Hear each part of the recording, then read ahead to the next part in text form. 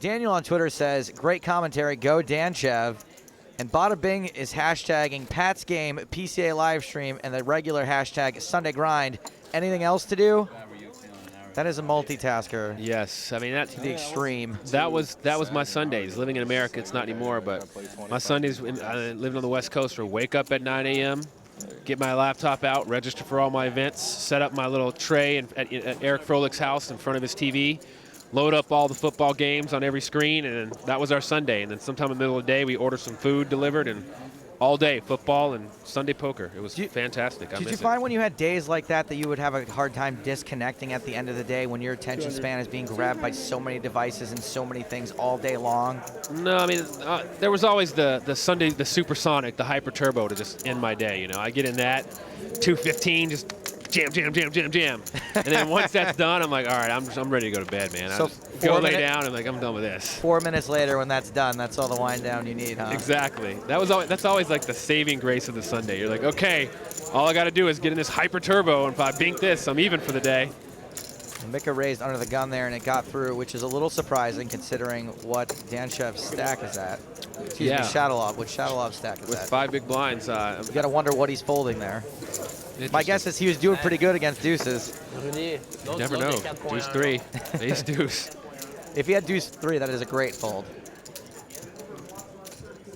No, this is that egg on the face feeling. You're just thinking, man, what did I do? Whoops, that's how I like to put it. You're just like, can I take that back? Can I just have a take back? Which is why, even though I'm not a fan of people who tank, when Owen was thinking with his ace-8, and even though to us it was pretty easy, obvious fold, you always want to just take your time at these things and make sure you're making the right decision. Make sure you're playing your best. And if you take that extra beat and just pause right before you act and say, okay, is this what I really want to do? You'll do so much better at these final tables. So I applaud him for that. I think had Andre maybe taken a little longer, he might have thought it through and said, you know what, because it was kind of quick. It was like, how much you make it? 520, all in. You know, it was like, boom. And had he maybe sat back and said, wait a minute, what do I want to accomplish with this bet? He would have figured out that all the other options are probably better. There's definitely various schools of thought on that. You know, there's the blink approach where you're supposed to do the first thing that comes to your head. Doesn't mean you can't think it through, but, you know, there's a lot of people that are, you know, sort of proponents of that theory. I think in poker that thinking it through in general does help you out a little bit more. Well, yeah, I actually was one of the fastest players ever, and I'll get back to that, but we've got a raise from Wong on the button with Jack Deuce of Hearts to 200,000. Mika called out of the big blind with 7-8 suited, so it's fairly standard. I'm calling with that hand every time because that's a hand that loves to see a flop. And Mika has flopped the pair. It looks like Wong is going to continue, and Mika's almost always going to see another card here. Yeah, I mean, you're not calling with that hand to just try to hit dream flops. I mean, you're also calling because you can hit pairs, because you can outplay people. So he connected, and it's a small bet, 215. He's definitely calling here. Wong's going to need some help, or at least some scary cards to continue his story, which a 9 usually isn't. Not too scary. Does put a flush draw out there. It's going to be hard to keep telling this story, and I actually think Wong's not going to keep trying to tell it just because he's probably happy to have rebuilt his chips and isn't going to want to make that mistake again. And I think by getting called on that relatively dry board, ace-8-3, there's not a draw that you could have been called by, so clearly Mika has something, whether it be an ace, a pair. I don't think it's worth continuing on, and Jerry checks it. Wong checks. I think they all agree there's no shame in giving up here. King on the river. Neither player improves. So it looks like this is going to probably go check, check, and I'll address what you were talking about taking that second. I used to be notorious, if you watched when I got second in the main event, how quickly I was just like, boom, boom, boom, act, check, move, bang. I got raised, and I just, how much is it? Just shove the chips in. I mean, I get them in before people get them in. I would watch them count it out, have it ready. And part of me was like, I can scare people into freaking out, and then I can take control of the pot without having to do anything by acting fast. But then I started to realize that that's probably a hole in my game. It's good that my instincts are right most of the time, but what is the harm in keeping track of what my instincts were and now taking a second to analyze that thought? That has some extra weight, that my gut instinct was X, but I'm going to process and make sure I want to do X, and still keep in mind that my first instinct was X. So I started doing that, and my results improved. So I think a lot of people, there's nothing to say don't act quickly, but right before you pull that trigger, just double check, is that what you want to do? And I think you'll be a lot better off. And I also think in your case, you know, the game has changed so much since. Oh, I have to. Yeah, right. Back then, my instincts were probably better than 99% of the other tournament players. Now, people have thought through and figured out a lot of things about poker that you have to also stay up with them and analyze too. And I think acting quickly at this point probably doesn't intimidate now like it once used to. I think if anything, it makes people maybe respect your decisions a little bit less. Exactly. I mean, now if you can kind of level and you can think fast and you have a monster, you can probably get somebody caught up in a hand. But it's not a catch-all by any means. So here we go. We've got a raise from Wong again with 10-9 of clubs in the cutoff. He's really starting to open it up a little bit. Unfortunately, he keeps running into better hands. And Danchev has made a pair of this hand. Every time he's raised, the big blind's had a suited sort of straight draw, so it's not really picking one up. And they've connected both times. Wong looks like he's going to opt to c-bet again. This is like almost an instant replay of the last hand. And once again, we're pretty likely to see a call. Yeah, this is such a dry board that I don't see Danchev just deciding, hey, I'm going to call with this jack-8. Oh, look, I flopped an 8. I'm going to fold. Not really It does happening. happen sometimes, but it shouldn't. Danchev does make the call.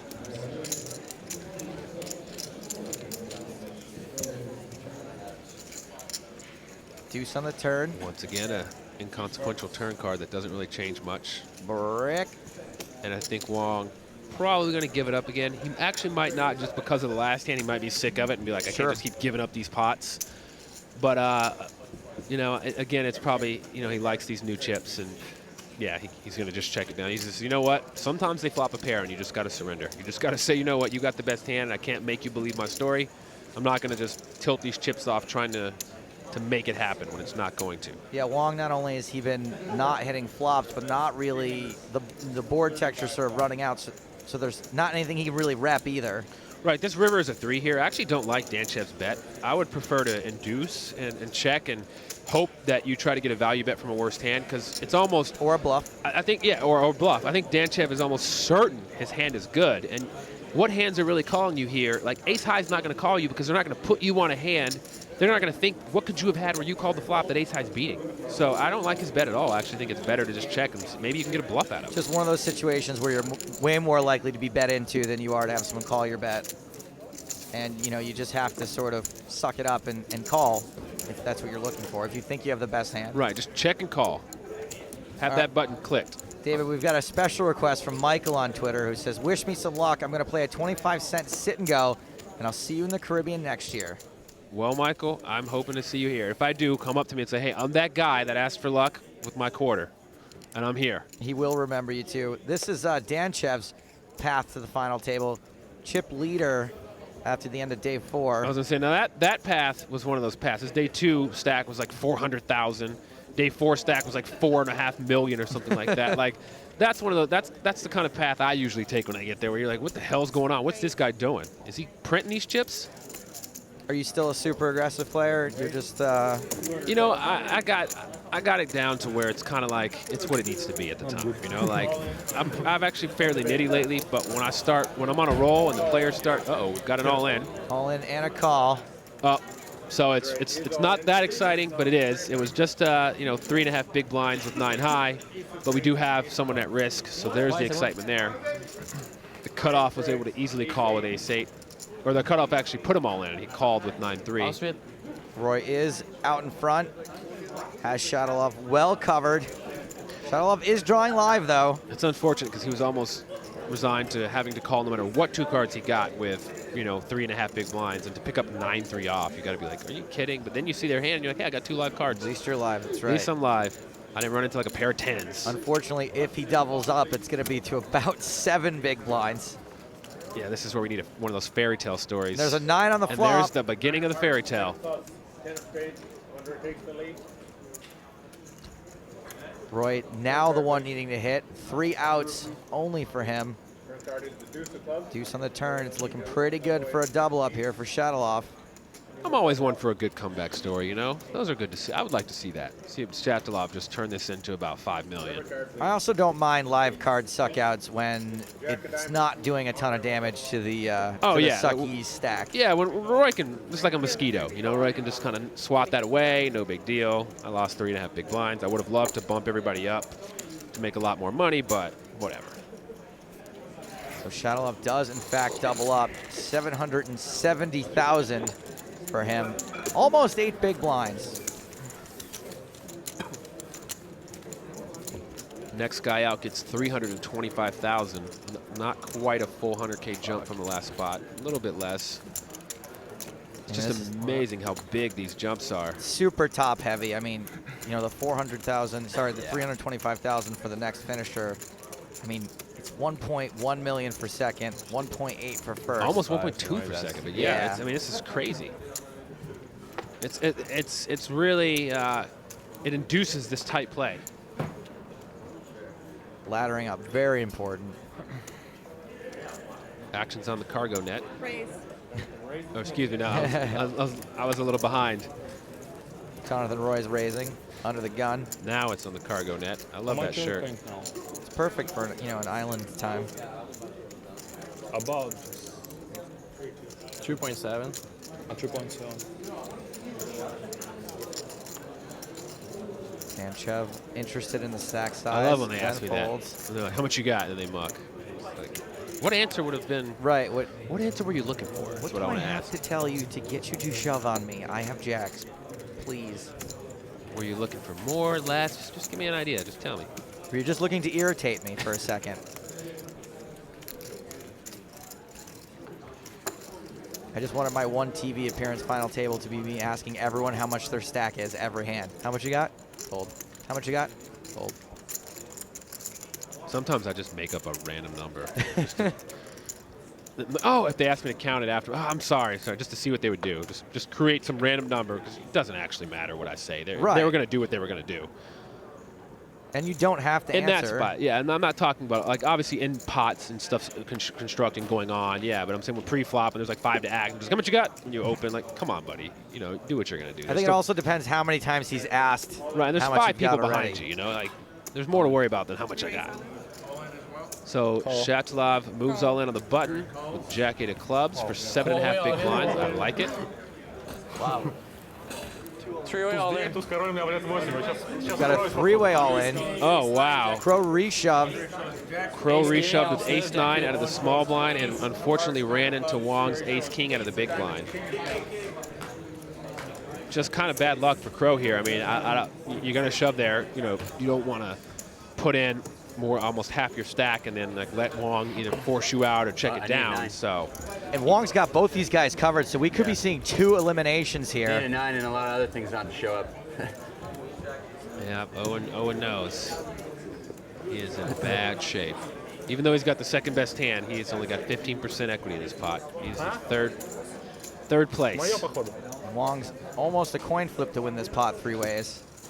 It's kind of awesome if you're PCALive. You got Jack 8 of clubs, but look, I mean, you got more than your person equity. You know, you're 33%, 3 people. You got 35%.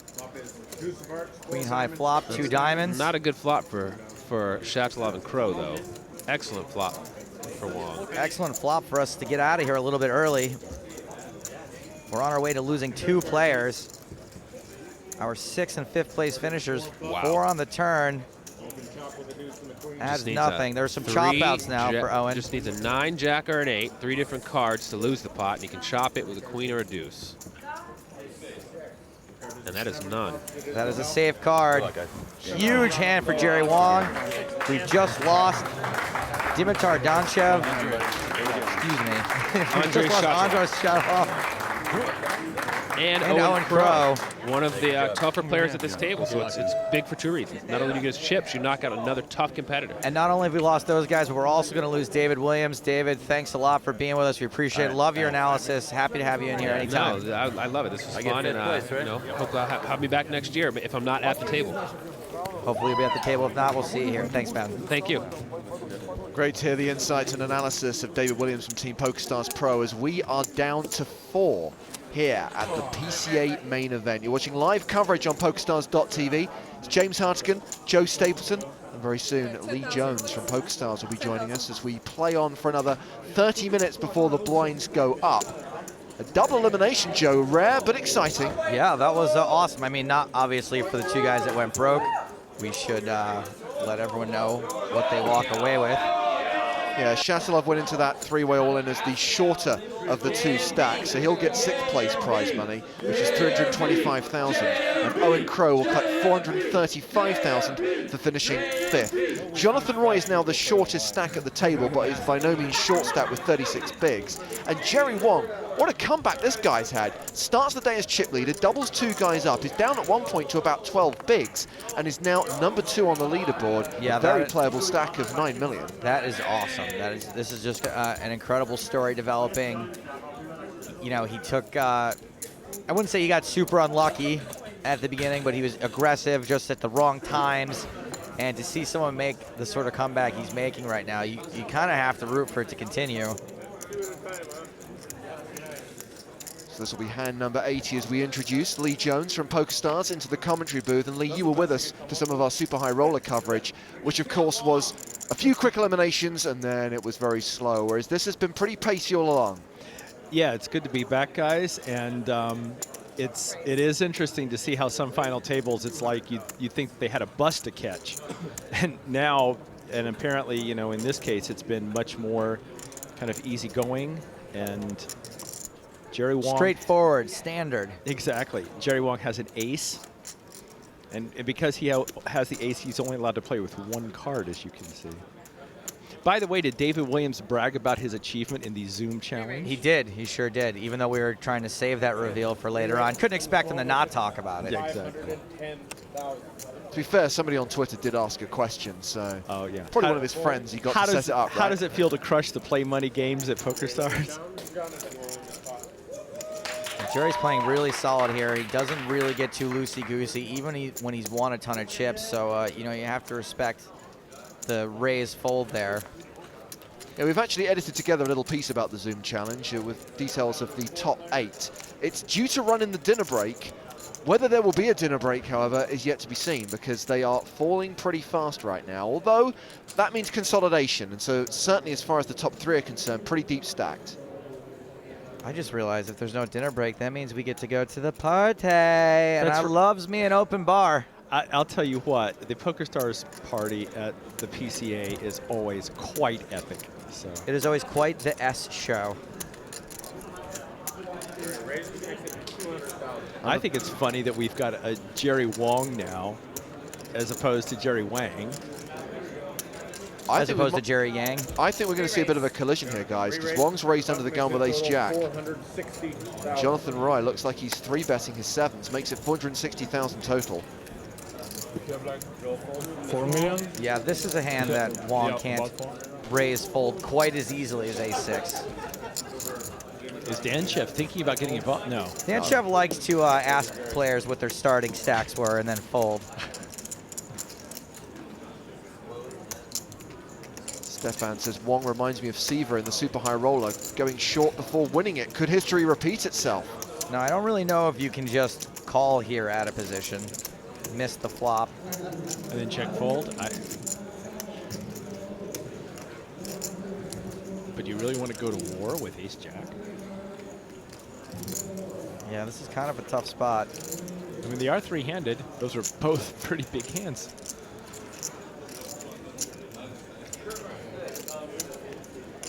But you're right, Joe. His problem is that if he calls here, he's going to be playing the pot out of position. I think you're probably more likely to go to war than you are to get yourself in a situation where you just completely whiff the flop.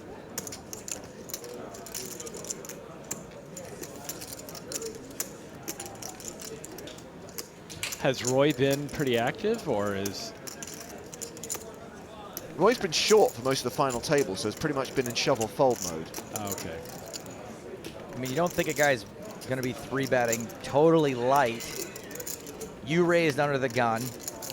Sure, the 3-bet's coming from the button, but with his stack, you know, he just 3-bet to almost $500,000, which is a pretty big chunk of Roy's stack. There is the 4-bet from Wong. Whoa. Just get the size of that re-raise verified.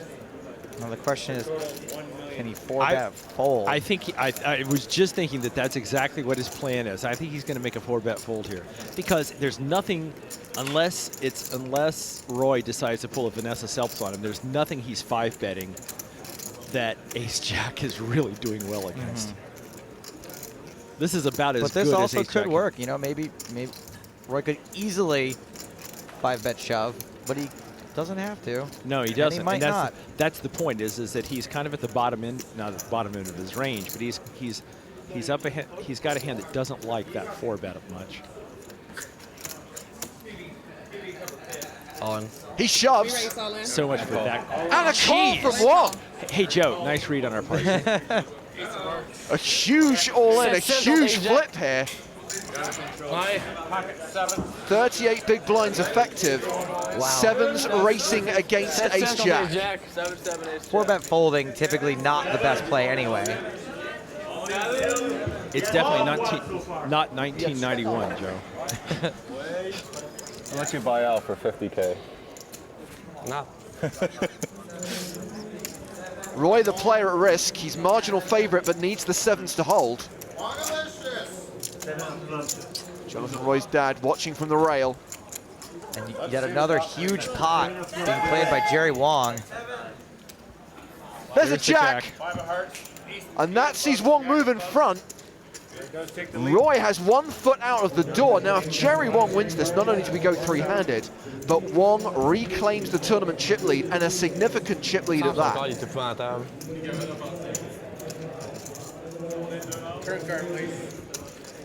Roy needs a 7, and he needs it on the river.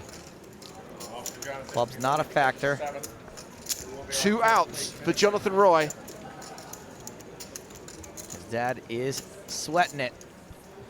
And the river has to be a 7 for the Canadian to survive.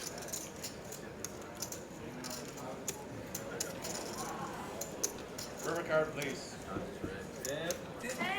It's a deuce. So Jonathan Roy exits in 4th. He collects $560,000. Jerry Wong is the chip leader with nearly 13 million as we go three-handed in the PCA main event. After 82 hands, Jerry Wong playing 12.85 million. Joel Nicker playing 11.37 million, and Dimitar Danchev playing 4.87 million.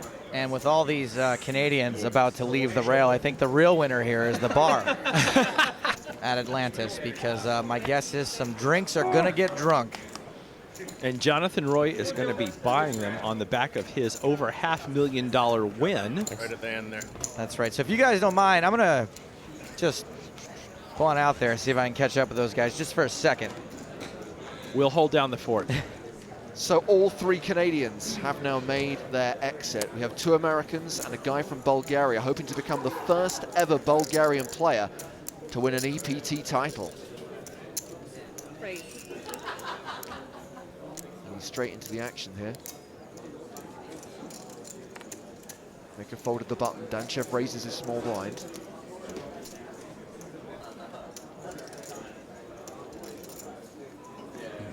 Wong contemplating. Danchev's been pretty solid. Wouldn't necessarily have to have an ace to raise small to big.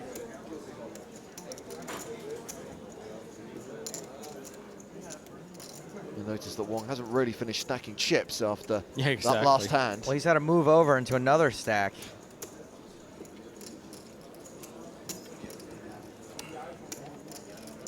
Whatever that second card is, a king's probably looking pretty good. Joe, do you think he's thinking about a 3-bet, or is he thinking about calling and... Re-raise. Well, that answers it, sorry. Okay, He was thinking about a 3-bet, Lee Jones. thanks. Appreciate that. I mean, most players aren't gonna just call there, usually.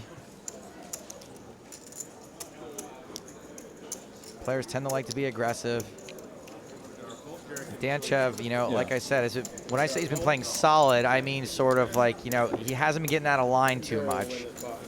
Here you go, ace king. Wow. Good job for Danchev. He didn't get involved in a pre-flop raising war there. And by the way, those of you on Twitter asking for the free roll password, I mean, we are giving it at regular intervals. It's Dibella, D-I-B-E-L-L-A. Dibella is the password for that free roll. So 2 guys with more than 100 bigs. Wow. Danchev with 46 bigs. So pretty deep as we go three-handed with 80 minutes left at this level, and then we come back after the break. It'll be 61.20 with a 10K ante. So not too much of an adjustment. And action could really slow down here if we don't get a couple of setups or some coolers. There is a massive prize jump from 3rd to 2nd place, almost 400K. Actually, more than 400K Over if you 400K. actually do the math. Yeah, over 400K. Actually, over 450. It's a whole lot of money, however you count. I love how I just rounded to more money, like down more money than I make in several years. Here come the Americans again. Now they control 2/3 of the final table. Bless the Canadians for sticking around, though. I'm glad they still want to watch the action. We also control 2/3 of the McDonald's on the planet.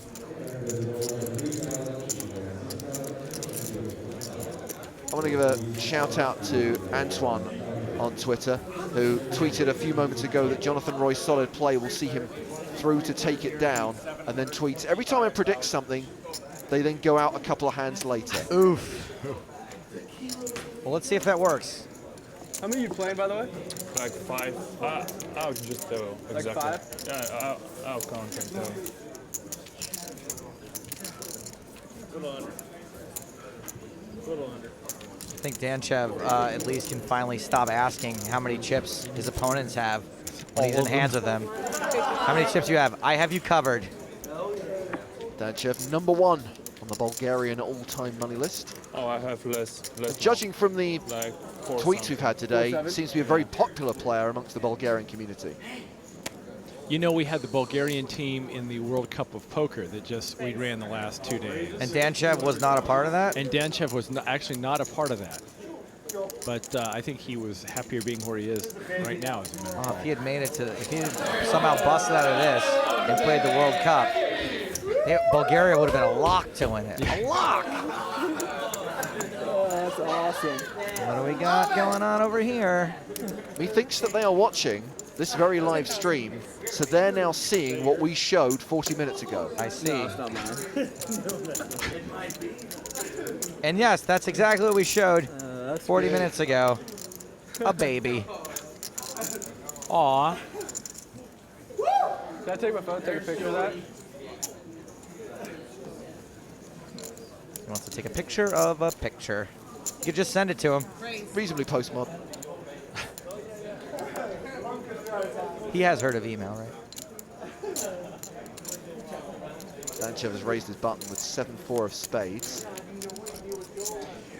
I do have to say that you don't necessarily think of it this way, but Danchev is also setting the style bar at the table. Can I see that again? When you say setting the star bar lead, do you mean the bars down there or the bars up there? You're a bit nebulous with I that like comment. the sweater. I like the merman look. A few people on Twitter have pointed out it looks like the bad Spider-Man. The bad spider. The emo Spider-Man who wears eyeliner and listens to really sad music. Oh, wait, hold up. Yep, he really is taking a picture of a picture. Oh, that's awesome. Danchev has paired to I got 7. it. That's awesome. Wong has checked him, the original razor. And Wong, of course, has a gut shot, but it's not going to matter. So this final table, crazy in its own way, like all of them are. Last week in the Super High Roller, we lost 3 players right away, but we got to 3-handed well after this Well after. Yeah. in the day. I mean, we played nearly 100 hands 4-handed. We're at hand number 87 now, and we're 3-handed. 3 remain. Well, when Wong and Okro shipped 38 big blinds with those 2 hands, I was like, okay, we're going to, the gloves are off. We were saying earlier on, Lee, that the PCA does have a reputation as being a young person's tournament, but in recent years, there's always been someone representing the older generation at the final table, not this year. And last year, the older guy won it. True. Yeah. I think around 11. Yeah, 12 to start the hand. it is. I mean, any long tournament format like this obviously favors somebody who's in good shape and can take the grueling days. I mean, what are we on, day 5 or something? 6. Yeah, 6. I mean, it's hard. Huh, they're playing snap. play that trash.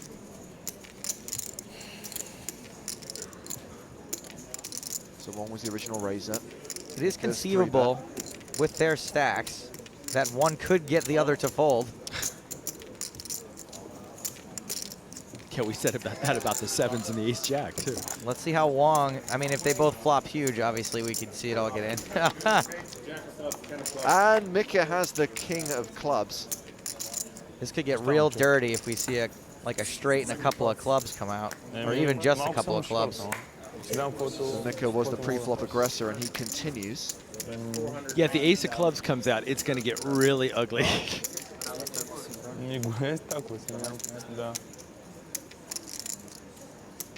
I mean, it's still 2 cards away, but if some kind of cooler happened here, this would be a crazy amount of big blinds for one person to have.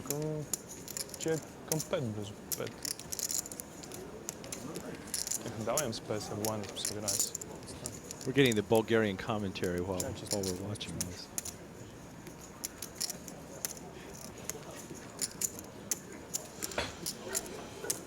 $490,000 is the c-bet. Now, James, help me out here. It says Wong has less than 1% equity to win this hand outright. I'm having a hard time figuring out what those cards would be. 8, 9 of clubs. There we go. Wow. That's 7. Very interesting. Woof. So obviously Wong now drawing dead to win outright. Still an 82% chance of a chop.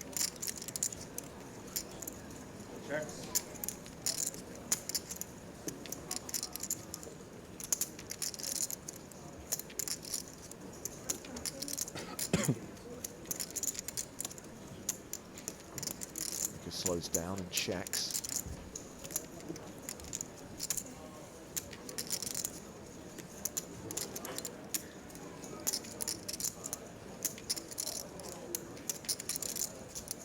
Now, a lot of times you're going to bet here because you can get a fold sometimes. Sometimes you're going to hit your hand. You have to wonder if Wong is worried about Mika having a bigger club.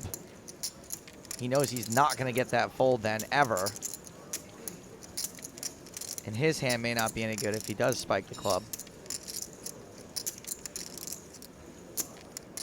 Ashley's just tweeted to say Wong is never folding here.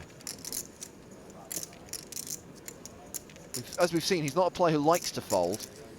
Not folding, and it looks like he's not taking a free card either. Wow. I mean, you typically think this is a pretty strong hand. You're open-ended and have what's gonna be the best flush draw a lot of the time. That's a whole lot of chips. Can't imagine Danchev's unhappy about this, seeing the 2 big stacks Right, go to war. exactly.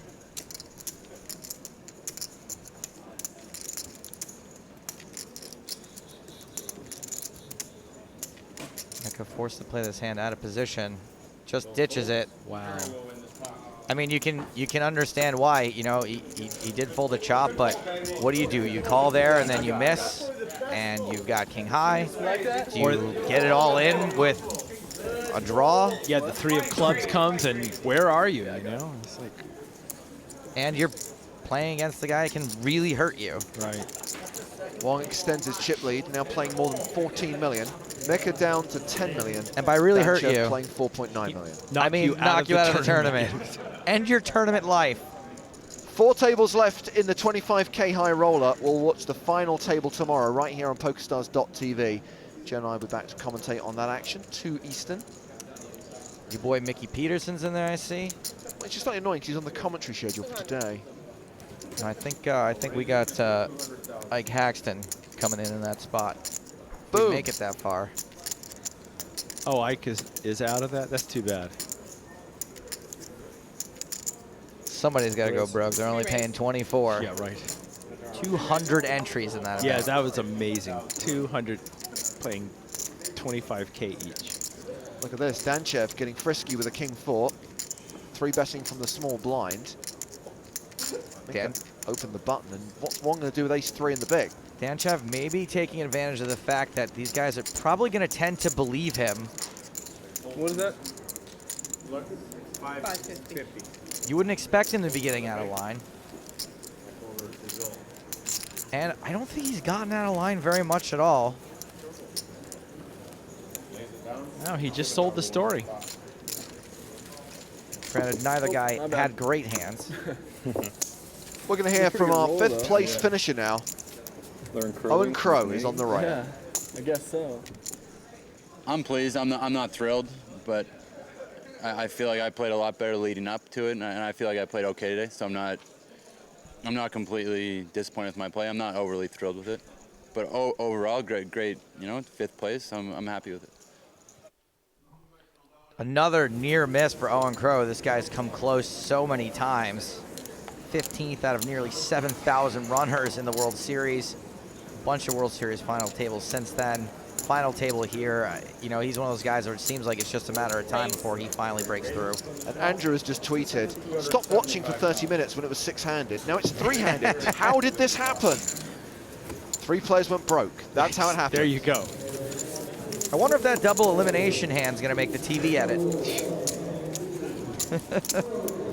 Bang, bang. And you know, Joe, you talk about Owen Crow coming close and nearly missing, but I mean, let's be clear here. 15th in the World Series was worth some silly amount of money, and he just, you know, binked 435K. So it's like horseshoes and hand grenades. Close actually does count, right? Yeah, 1.8 million in live tournament winnings before this. Like 14? Raised. 14. Yeah. Oh, we could be getting the setup. One big hand. Nope. I got like Or 11, no. I think. Speaking, you mentioned the term cooler earlier, Joe. Do you know what the origin of the term is? Are we talking about the guy that the casino employs to walk around and doink people? No. You've never heard of that? Like the movie with William H. Macy where he's like the unluckiest guy on the planet. When someone's running hot at craps, he's like on the payroll and he goes and stands near them and the guy starts losing. It's a great movie, by the way. No, that's not what a cooler is. Okay. A cooler is actually comes from card mechanics days. And the reason it's called a cooler is because if somebody brings in a deck that hasn't, basically if the deck has already been set up to generate a certain hand, it hasn't been in the dealer's hand. And it literally feels colder to the touch. So it is literally cooler. Wow. It is, and it's literally a cold deck. Cold deck. Okay. That's Yes, where the cold deck. and that's How much where did the you say you phrase had? comes from. I think like. And it's, I mean, it's a five cheating technique. Something, but I'm Let's just not pick up sure. on the action here. Hand 91, button raise from 525. Mika to 200,000. 525. Danchev 3 bets to 525. Looks like Mika will call and play the flop in position. Also otherwise known as a setup, which is a lot more obvious. Deuce on the flop, giving Mika a set. Danchev, however, has not hit. Yeah. Just as ace high. If that had been an ace or a queen, that'd have Yeah. been all she wrote. Danchev's best bet on this hand is to not make a pair.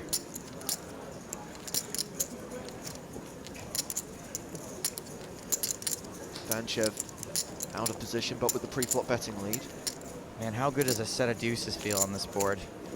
This is the hand now known as the Jake Cody. Please have ace king, please have ace king, please have ace king, please have ace king. Exactly. Mika just calls. He does not want to hit an ace. Instead, he picks up a gut shot on the turn instead. This could get real dirty for a set of deuces.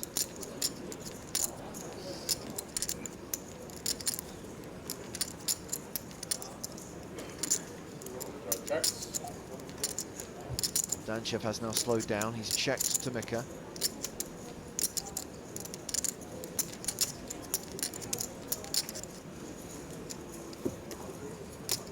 Mika might be able to still get action on a bet here.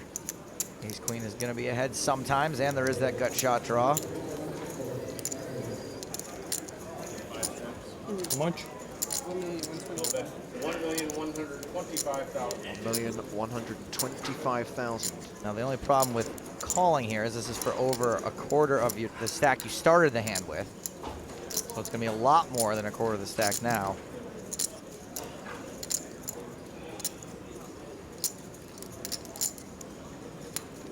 I don't see how he can call here. There's no, I don't think call is an option.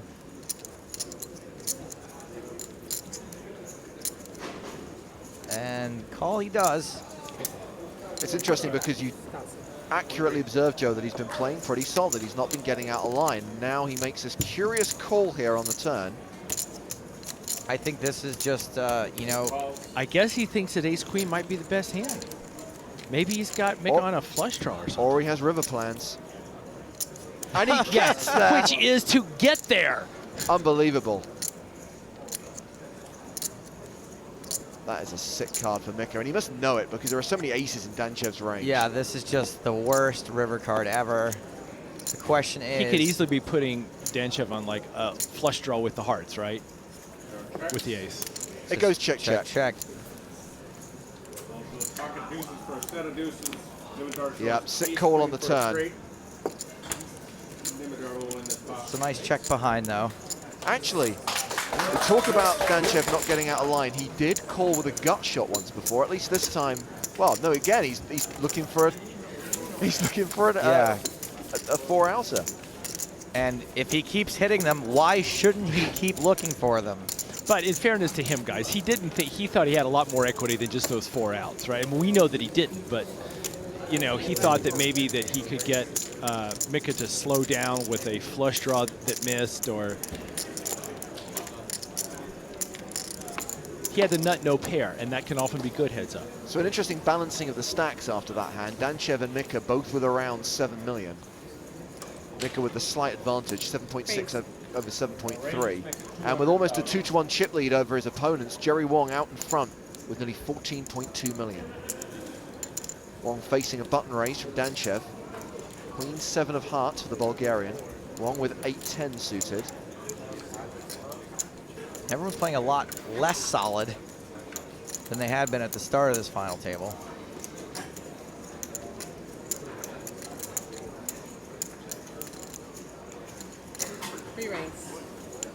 Re-raise.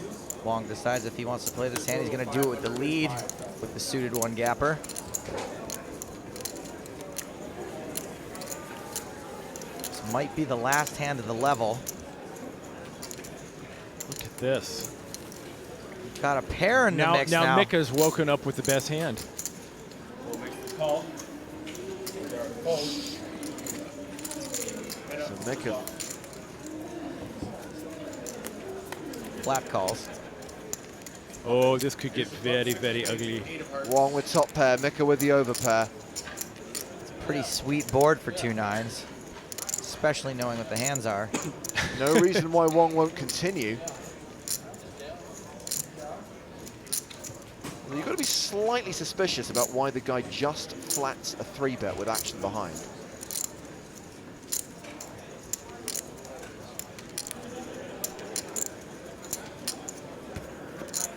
Wong's been very deliberate in his actions. Likes to cover those mouth tails. I was going to say, has the hoodie been in the mouth pretty much the whole time? When he's in a hand, yes. And the annoying thing is he's got his microphone pinned to the hoodie and he breathes heavily into it. To the point where people on Twitter have been accusing Joe and I of breathing heavily. It's not us, it's Jerry Wong. $475. It's the Hardigan Stapleton 900 number. Wong does continue. Make a flats again. Queen of diamonds now on the turn. Neither player probably loves it, but probably no one hates it. I can't figure out why Mika just called the flop. It just seems like, you know, what card, I mean, there's a lot of cards you're not going to like on the turn, but right now you're feeling awfully pretty good about the flop. Well, you know, raising, you sort of, it's hard to get action from a worse hand. Maybe Wong's got one of the hands that you could do it with, but... Just very quickly, you've got to love this tweet from Dimitrov Dragomir. It says, Danchev ordered a Big Mac at Burger King and got one. He's magical. Oh, wow. Wong gets there on the river. 2 pair now. That's just Wong. Is that the first time you've rolled out that one, Joe? I mean, I've done others. The first one of that particular. Lee, come on, you know the guy, right? I You really think we've got through this many hours of broadcast? He had a long way to go, and he got there. Make sure you write these down. You want to recycle them for the TV shows, right? No, I'm sure the audience will let me know which ones to recycle, whichever ones get the most complaints. You know, I think Mika can get away now.